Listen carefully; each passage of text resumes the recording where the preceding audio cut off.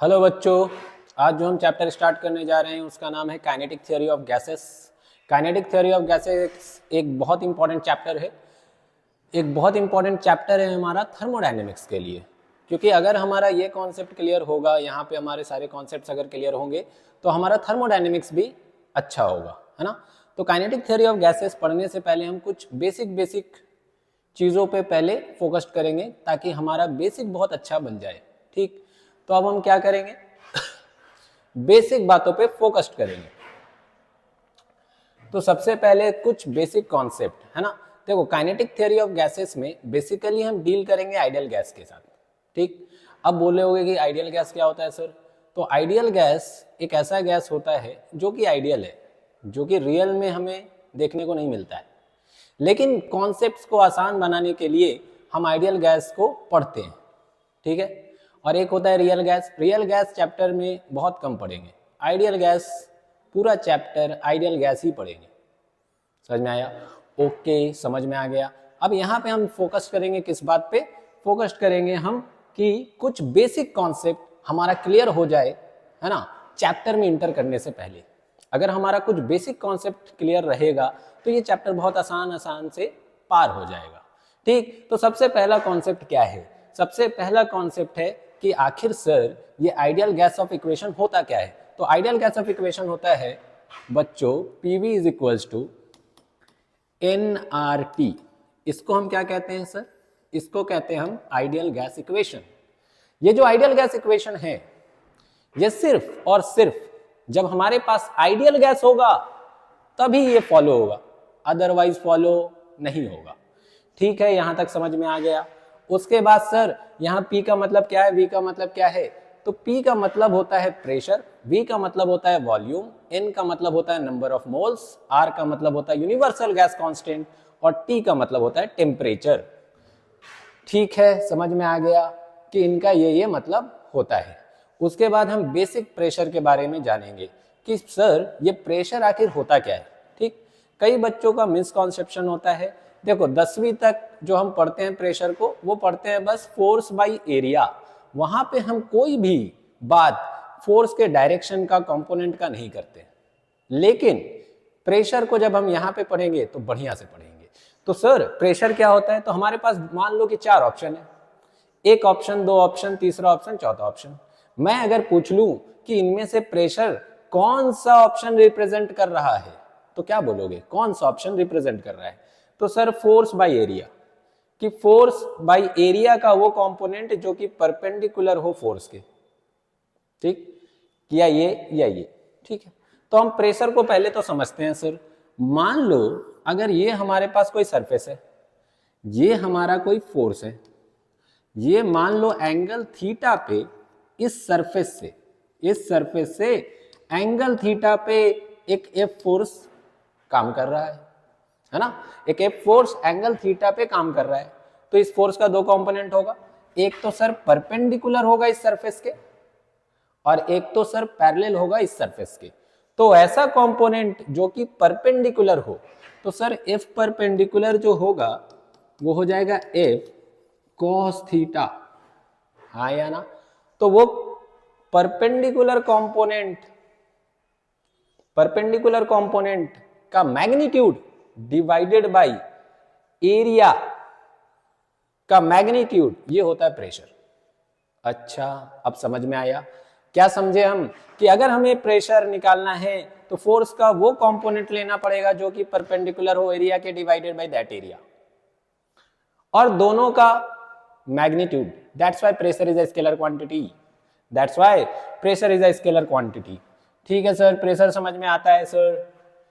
अब कई क्वेश्चंस में देखो, कई क्वेश्चंस में रहेगा सेंटीमीटर ऑफ Hg, प्रेशर दिया रहेगा in terms of centimetre of Hg।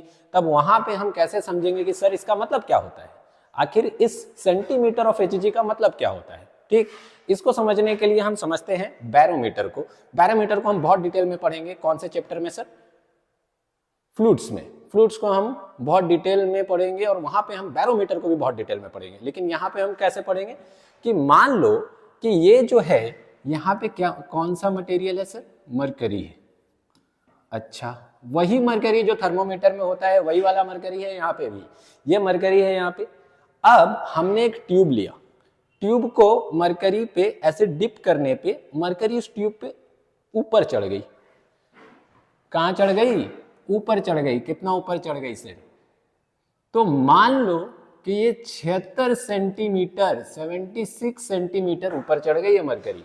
अगर ये मरकरी 76 सेंटीमीटर ऊपर चढ़ती है तो इसका मतलब जो सराउंडिंग में प्रेशर है वो 1 atm है। अच्छा, अब समझ में आ गया। अगर मान लो कि ये 76 नहीं 56 चढ़ती, सिर्फ 56 चढ़ती, तो क्या प्रेशर 1 atm से कम होता? अगर ये मान लो 86 सेंटीमीटर ऑफ Hg चढ़ जाती तो इसका मतलब है जो प्रेशर होता वो 71 atm से ज्यादा होता। अच्छा, इसका मतलब अगर सराउंडिंग में प्रेशर होगा 1 atm तब ये मरकरी ऊपर चढ़ेगी 76 सेंटीमीटर। ठीक है सर, तो इसीलिए हम क्या 1 atm को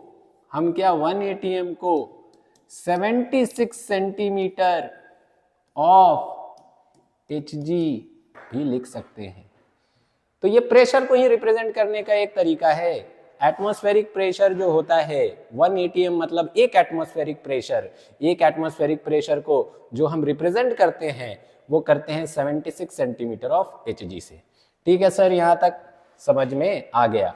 अब जो आइडियल गैस इक्वेशन को हम पहले पेज में थोड़ा सा जाने थे उसके बारे में थोड़ा सा और डिटेल में जानेंगे कि सर अगर ये PV is equal to nRT होता है जो आपने कहा, बिल्कुल सही।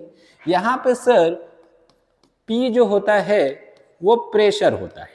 P क्या होता है सर? P प्रेशर होता है। V क्या होता है सर? V तो वॉल्यूम होता है। N क्या होता है सर? N जो होता है वो नंबर ऑफ मोल्स होता है, नंबर ऑफ मोल्स होता है सर। R गैस कांस्टेंट होता है। R क्या होता है sir? Universal gas constant, universal gas constant होता है। और T सर यहां पे ये जो T है वो टेम्परेचर होता है। बिल्कुल सही, सबका मतलब समझ लिए कि इस इक्वेशन में डिफरेंट क्वांटिटीज का मतलब क्या होता है। लेकिन एक बात बड़ा इंपॉर्टेंट है, एक बात इंपॉर्टेंट क्या है कि हमें वॉल्यूम के बारे में जान लेना चाहिए। ये जो V है, जो वॉल्यूम हम जिसको कह रहे हैं, ये वॉल्यूम आखिर किसका है? ठीक, देखो रियलिटी क्या है, रियलिटी में ये वॉल्यूम जो होता है वो volume of container minus volume of gas होता है। ठीक, लेकिन हम जो पढ़ रहे हैं क्या वो आइडियल गैस पढ़ रहे हैं? यस, हम जो पढ़ रहे हैं वो आइडियल गैस पढ़ रहे हैं। अगर हम जो पढ़ रहे हैं अगर वो आइडियल गैस है तो ये volume of gas volume of container के कंपैरिजन में बहुत छोटा है, बहुत छोटा है। बहुत छोटा है तो क्या हम इसे नेग्लेक्ट कर ले? यस, तो वॉल्यूम आइडियल गैस के लिए, सिर्फ आइडियल गैस के लिए, फॉर आइडियल गैस हमारा जो V है उसको हम वॉल्यूम ऑफ कंटेनर मानेंगे, वॉल्यूम ऑफ कंटेनर मानेंगे। ठीक है सर, यहां पे समझ में आ गया है जो V होता है वो वॉल्यूम ऑफ द कंटेनर होता है यहाँ पे। ठीक, प्रेशर जो होता है वो गैस का जो प्रेशर है वो है, N है नंबर ऑफ मोल्स, R है यूनिवर्सल गैस कांस्टेंट। ठीक है सर, समझ में आ गया यहाँ तक। उसके बाद अभी हमने PV is equal to nRT पे क्या N देखा। N होता क्या है? N होता है sir number of moles. Number of moles क्या होता है तो केमिस्ट्री में हमने पढ़ा है कहीं ना कहीं, लेकिन फिर भी मैं इसे रिपीट करूंगा कि सर मोल क्या होता है। एक मोल को या मोल को डिफाइन करने का सिंपल सा तरीका है कि सर हमें लिखना पड़ेगा given mass by molar mass. Okay, given mass को हमेशा हम स्मॉल m से लिखेंगे, मोलर मास को हमेशा हम m0 से लिखेंगे। समझ में आया? गिवन मास को हम हमेशा स्मॉल m से लिखेंगे और मोलर मास को हमेशा हम m0 से लिखेंगे। ठीक, देखो जब इसे लोगे ग्राम में तो इसको लेना पड़ेगा ग्राम पर मोल में। तो ग्राम ग्राम कट जाएगा और तुम्हें नंबर ऑफ मोल्स मिल जाएगा। ठीक सर, समझ में आ गया। अब एक बहुत इंपॉर्टेंट बात है कि एक मोल जो होता है वो हमेशा एवोगैड्रो नंबर के बराबर होता है। मतलब एक मोल ऑफ ऑक्सीजन में ऑक्सीजन के जो मॉलिक्यूल्स होंगे वो एवोगैड्रो नंबर के बराबर होंगे। एक मोल ऑफ हाइड्रोजन में जो हाइड्रोजन के नंबर ऑफ मॉलिक्यूल्स होंगे वो कितने होंगे? एवोगैड्रो नंबर के बराबर। ये एवोगैड्रो नंबर कितना के बराबर होता है? तो ये होता है 6.023 इंटू 10⁻23। इस एवोगैड्रो नंबर को हम Na से भी दिखाते हैं। यहां तक समझ में आ गया? ठीक, कि एक मोल ऑफ ऑक्सीजन बोला जाए तो दिमाग में तुरंत आना चाहिए, क्या आना चाहिए दिमाग में तुरंत? हमें दिमाग में तुरंत आना चाहिए कि एक मोल ऑफ ऑक्सीजन में 6.023 इंटू 10⁻23 नंबर ऑफ मॉलिक्यूल्स है ना? समझ में आ गया सर? उसके बाद atomic weight unit. Atomic weight unit, देखो हम थोड़ा बहुत तो जानते हैं कि एटम कैसा दिखता है। एटम कैसा दिखता है सर? एटम एक स्फेरिकल शेप का हम मान करके चलते हैं, उसके बीच में एक छोटा सा न्यूक्लियस होता है, उस न्यूक्लियस के अंदर 2 पार्टिकल होता है सर। कौन कौन सर? एक होता है इस न्यूक्लियस के अंदर में प्रोटॉन, एक क्या होता है सर? प्रोटॉन होता है, और एक होता है सर न्यूट्रॉन। अच्छा लगा सर सुन करके। और चारों ओर बहुत सारी ऑर्बिट्स होती है, उस ऑर्बिट्स में इलेक्ट्रॉन घूमते रहते हैं। ये प्रोटॉन सर पॉजिटिवली चार्ज होता है, न्यूट्रॉन जो होता है सर उसमें कोई भी चार्ज नहीं होता है, इसीलिए हम इसे न्यूट्रल कहेंगे। और ये जो इलेक्ट्रॉन होता है वो नेगेटिवली चार्ज होता है। सही सर, समझ में आ गया कि हमारे एटम के अंदर में 3 पार्टिकल्स है। कौन कौन 3 पार्टिकल्स है? हमारे एटम के अंदर में 3 पार्टिकल है, प्रोटॉन, न्यूट्रॉन और इलेक्ट्रॉन। ठीक, यहां तक समझ में आया सर? अब 1 एटॉमिक यूनिट क्या होता है? 1 atomic mass unit. Atomic mass unit को हम शॉर्ट में AMU लिखेंगे, है ना? एक कार्बन का एटम लो, बस एक कार्बन का एटम बहुत छोटा है, उसको 12 भाग में डिवाइड करो, काटो उसको 12 भाग में डिवाइड करो, उसका एक हिस्सा लो, उसका जितना मास होगा उसी को कहते हैं 1 AMU। तो सर 1 AMU क्या होता है सर? तो कार्बन 12। कार्बन 12, अरे कार्बन के तो बहुत सारे आइसोटोप्स भी है, लेकिन सिर्फ कार्बन 12 लो और उसको डिवाइड किससे कर दो? उसको डिवाइड कर दो 12 से, डिवाइड कर दो 12 से। तो जो मास मिलेगा ये क्या हो गया? मास हो गया किसका? ये हो गया मास। किसका मास सर? कार्बन 12 एटम का मास। उसको 12 हिस्सा में डिवाइड करें और एक हिस्सा जो मिला उसका जो मास होगा उसी को कहेंगे 1 एटॉमिक यूनिट या 1 AMU, और इसका वैल्यू होता है सर 1.67 10⁻⁻27 kg। बहुत छोटा मास है ये। ठीक, अब सर एक मास ऑफ ए प्रोटॉन क्या होता है सर? एक प्रोटॉन लेंगे, बस एक प्रोटॉन का मास क्या होगा? या फिर एक न्यूट्रॉन उठाएंगे और उसका मास क्या होगा?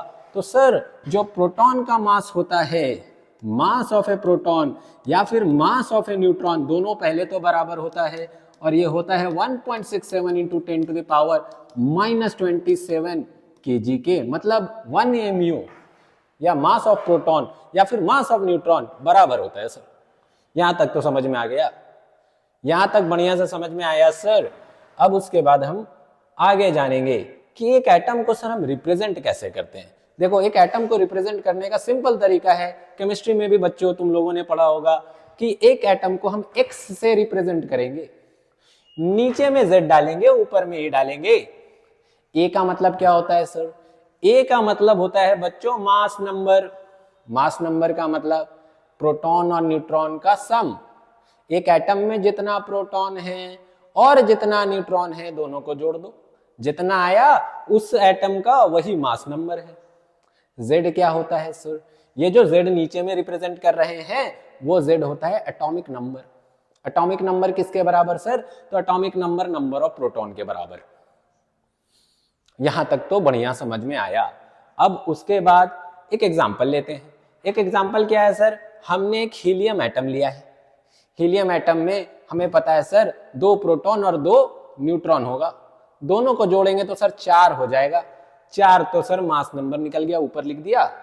नीचे में क्या लिखेंगे सर, नीचे में लिखेंगे एटॉमिक नंबर। तो atomic number number of proton के बराबर होता है सर, नंबर ऑफ प्रोटॉन तो 2 है तो नीचे में 2 लिख दिया। मजा आ गया। अब मान लो एक हीलियम एटम है, उसका हमें मास निकालना है। एक हीलियम एटम का मास निकालना है, तो एक हीलियम एटम का मास निकालना है तो उसके मास नंबर को मल्टीप्लाई करेंगे एक एटॉमिक यूनिट से। तो ये हो गया आपका मास नंबर, उसको एक एटॉमिक यूनिट से मल्टीप्लाई किया। अच्छा, अभी आपने बोला था कि एक एटॉमिक यूनिट जो होता है सर वो 1.67 इंटू 10 टू द पावर -27 होता है और मास नंबर 4 होता है सर। तो ओवरऑल हमारा जो आया वो कितना आया, 4 into 1.67 into 10 to the power -27। ये जो मास है वो सिर्फ एक हीलियम एटम का है। ओके, एक हीलियम एटम का ही मास है। लेकिन अगर मान लो हमसे कोई पूछे कि 1 मोल हीलियम एटम का मास बताइए सर, किसका मास बताइए, 1 मोल हीलियम एटम का मास बताइए। तो 1 मोल में सर कितना पार्टिकल्स हो जाएगा। अभी हमने सीखा था कि 1 मोल में सर जो नंबर ऑफ पार्टिकल्स होगा वो होगा 6.023 इंटू 10 टू द पावर 23। तो एक पार्टिकल का या एक एटम का हीलियम का मास इतना, तो 1 मोल में इतना एटम, तो मल्टीप्लाई करना पड़ेगा। तो इससे मल्टीप्लाई करेंगे और सॉल्व करने पे आएगा हमारा 4 ग्राम। यहां से एक पैटर्न समझ में आ गया। क्या पैटर्न समझ में आ गया, यहां से एक पैटर्न समझ में आया सर कि अगर कोई भी ऐसे एक्स रहे और उसमें क्या रहे, यहां पे उसका एटॉमिक मास कितना रहे, एटॉमिक नंबर कितना रहे Z, और मास नंबर कितना रहे सर A रहे। तो ये जो मास नंबर A होगा, है ना, उसको अगर हम ग्राम में ले ले सर, अगर हम उसको ग्राम में ले लें तो 1 मोल ऑफ दैट एटम का मास मिल जाएगा। समझ में आया। तो mass of 1 mole of X जो होगा वो 1 ग्राम होगा। यहां तक क्लियर है। यहां तक जो हम पढ़े, है ना, यहां तक जो हमने अभी पढ़ाई की, अभी तक जो हमने पढ़ाई की यहां तक, वो इंपॉर्टेंट क्यों है सर, वो इंपॉर्टेंट इसलिए है कि कई सवालों में हम इसका इस्तेमाल कर रहे होंगे केटीजी में, थर्मोडायनेमिक्स में। तो क्या हमें बेसिक बातें पहले से पढ़ लेनी चाहिए। अगर हम पहले से बेसिक बातें पढ़ करके रखेंगे तो हमें चैप्टर आसान लगेगा। अगर हम बेसिक बातें पहले से नहीं पढ़ करके रखेंगे तो यही चैप्टर हमें टफ लगने लग जाएगा। तो ये सारी बेसिक बातें समझ में आ गई सर, बहुत बढ़िया।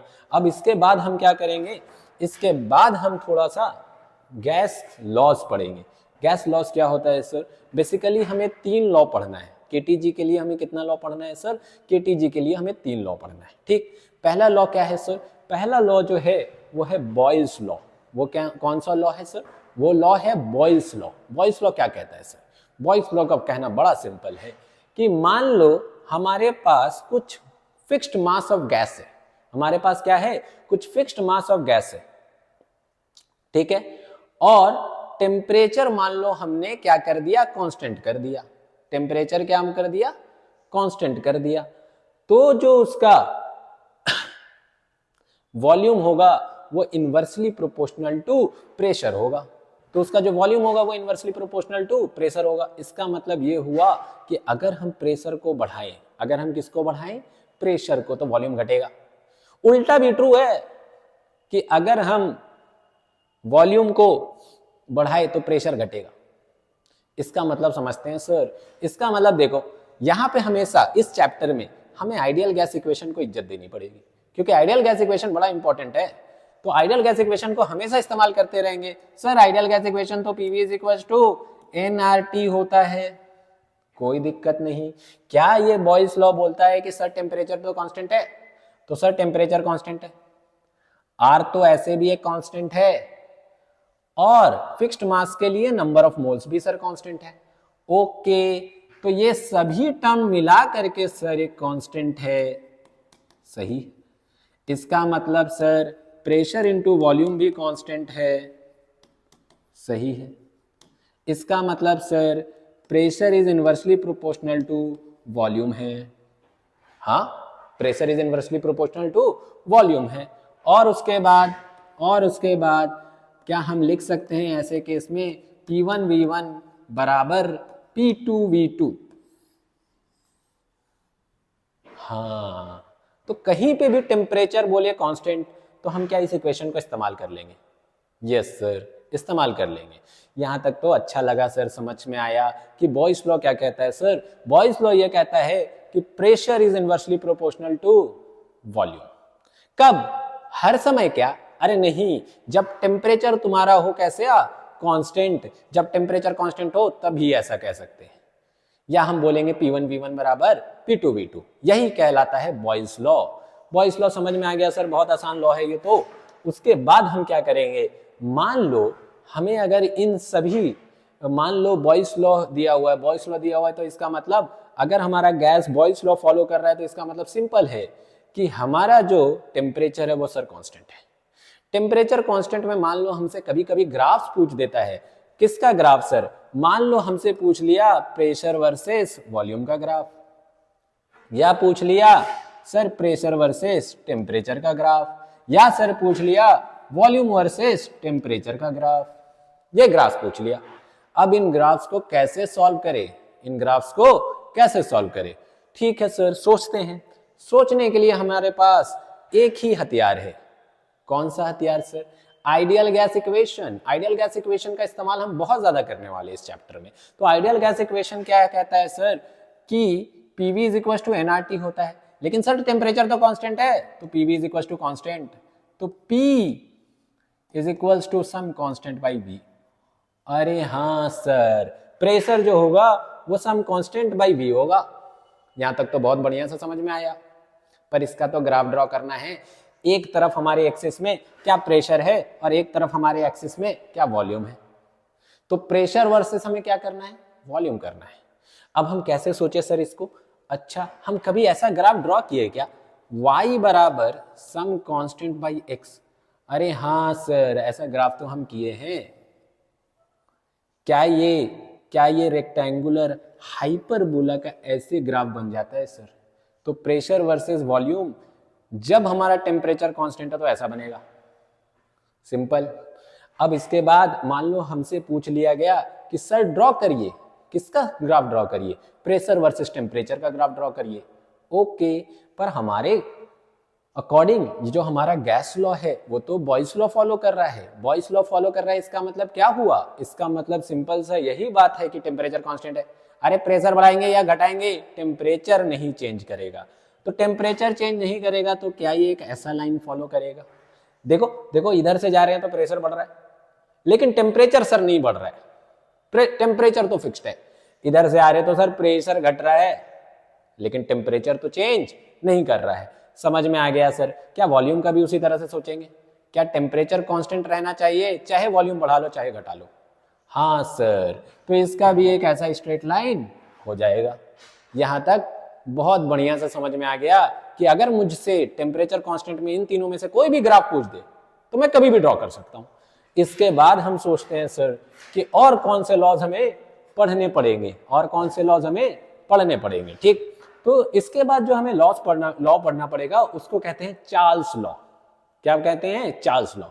ये इसका कहना सिंपल है कि फिक्स्ड अमाउंट ऑफ क्या ले लो, फिक्स्ड अमाउंट ऑफ गैस ले लो और प्रेशर को कर दो कांस्टेंट। प्रेशर को क्या कर दो? कांस्टेंट कर दो।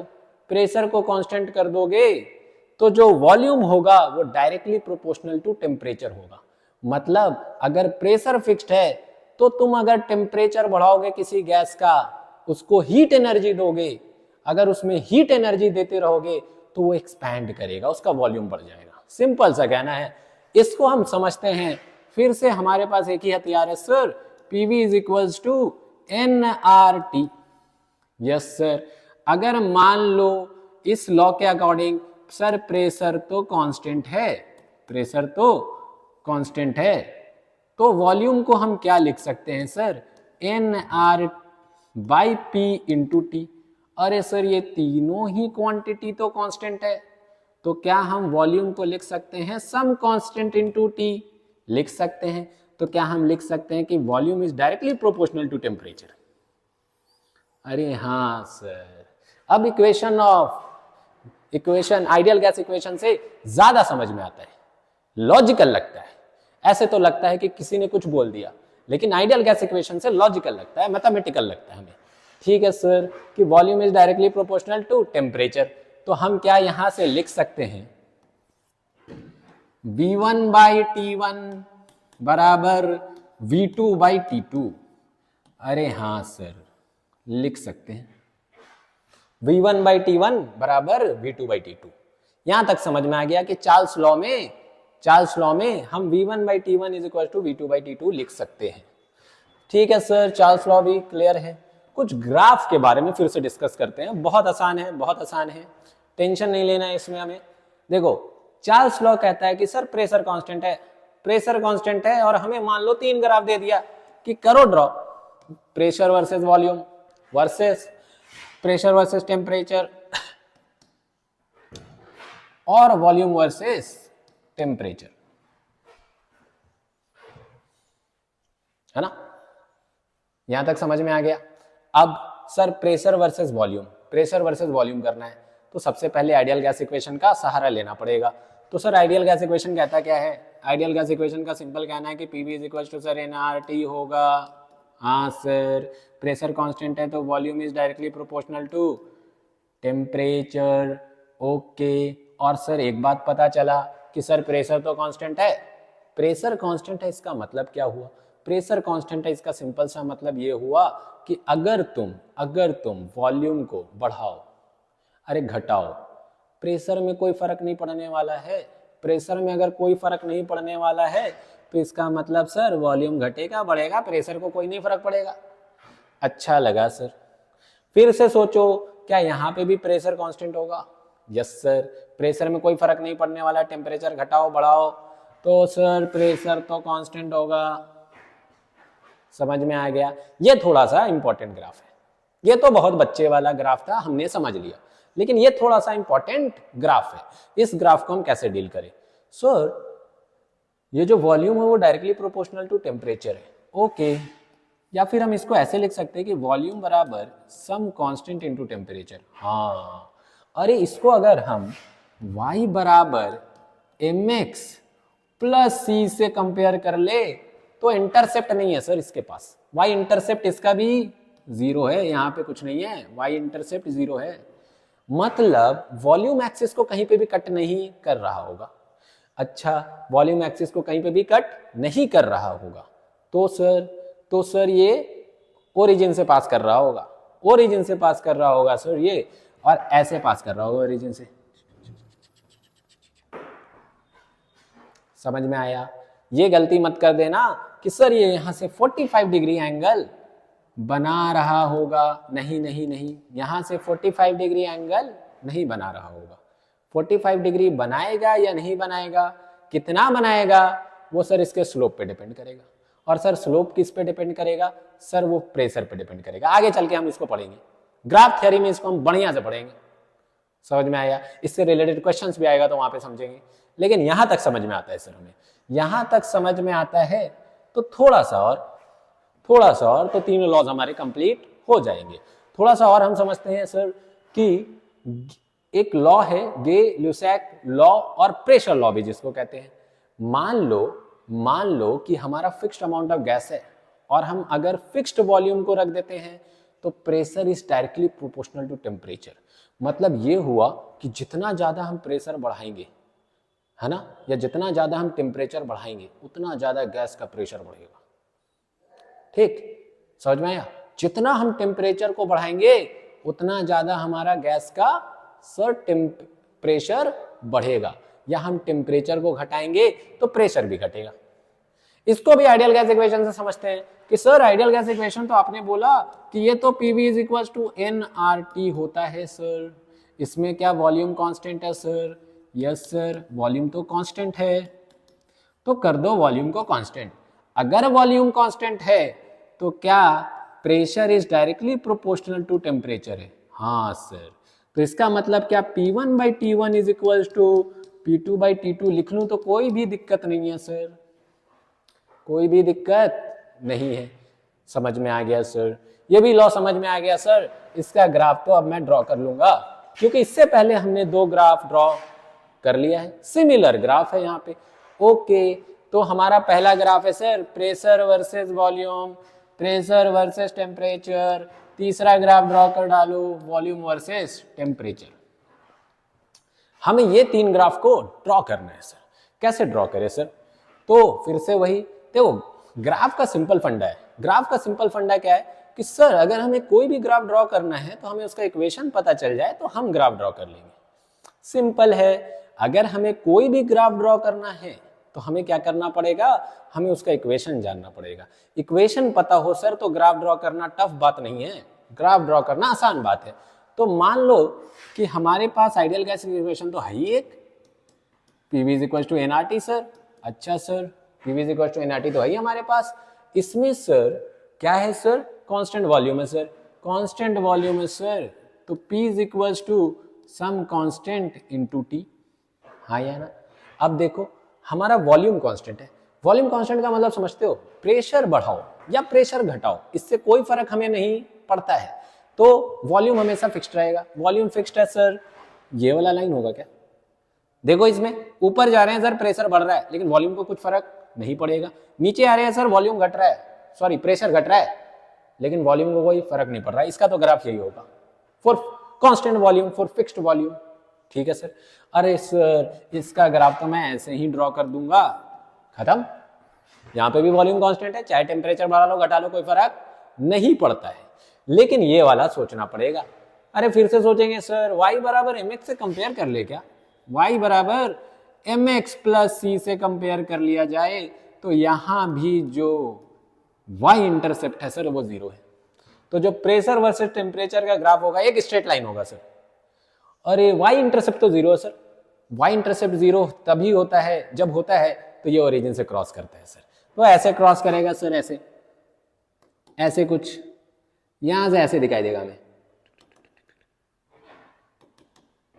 फिर से वही बात, ये गलती नहीं करनी है कि ये सर 45 डिग्री एंगल बनाएगा। 45 डिग्री एंगल नहीं बनाएगा। क्या बनाएगा नहीं बनाएगा वो डिपेंड करता है इस कांस्टेंट पे। ओके सर, और ये कांस्टेंट डिपेंड करता है प्रेशर पे। तो हम इसके बारे में डिटेल में पढ़ेंगे, इससे जब क्वेश्चंस लगाएंगे वहां पे डिटेल में डिस्कस करेंगे। ओके, सो आज का वीडियो हम यहीं पे खत्म करते हैं। इस वीडियो से हमें क्या पता चला कि बेसिक कॉन्सेप्ट ऑफ हमें पता चल गया काइनेटिक थ्योरी ऑफ गैसेस का, है ना। ये बहुत बेसिक है, इसके बाद हम बहुत चीज़ों को पढ़ना बाकी है, बट ये बहुत बेसिक है। ये लेक्चर आता है तो चीज़ें आसान हो जाती हैं। ये लेक्चर अगर हमें आता है तो चीज़ें आसान हो जाती हैं। तो थैंक यू सो मच।